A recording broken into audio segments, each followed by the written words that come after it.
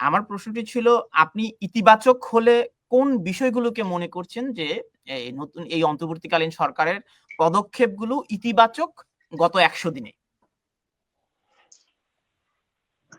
আচ্ছা, ইতিবাচকের দিকে সবচাইতে বড় ইতিবাচক দিকটা হচ্ছে যে দেশটা তারা সত্যিকার অর্থে যে লাইনচ্যুত হয়েছিল সেখান থেকে তারা লাইনে উঠাতে পেরেছে। এটা হচ্ছে প্রথম ১ নম্বর ইতিবাচক দিক আমি মনে করি, যে তারা অন্তত যে যেটা রোড ম্যাপ থাকে সেই রোড ম্যাপের মধ্যে তারা চলে আসতে পেরেছে।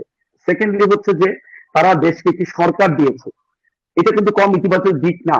আপনি যেভাবে চিন্তা করেন কি সরকারবিহীন রাষ্ট্রকে তারা একটা সরকার দিয়েছে, জনগণ যেখানে হাজার পরিমাণ না শুধু মিলিয়ন ডলার কোশ্চেন নিয়ে জনগণ তাদেরকে ওয়াচ ডগের ভূমিকায় রেখেছে।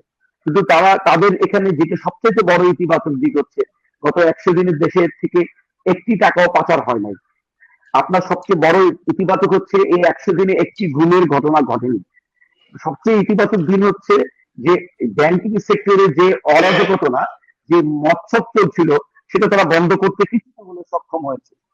সবচেয়ে ইতিবাচক দিক হচ্ছে যে যেই লোকগুলি আসামি, যারা দেশকে ধ্বংসের দ্বার প্রান্তে নিয়ে তারা উন্নয়নের পতাকা উড়াচ্ছিল, সেই লোকগুলিকে তারা আইনের আওতায় আনার চেষ্টা করছে, তাদেরকে প্রসিকিউশন করার চেষ্টা করছে। এই সরকারের সবচেয়ে ইতিবাচক দিক হচ্ছে যে বিচারহীনতার সংস্কৃতি থেকে আমরা বিচার করার বা একটা লোক সঠিক বিচার পাবে সেই দিকে ধাবিত হচ্ছে।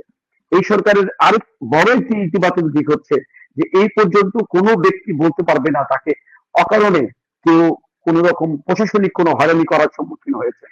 এই সরকার কখনো এই সরকারের ধন্যবাদ। দ্বারা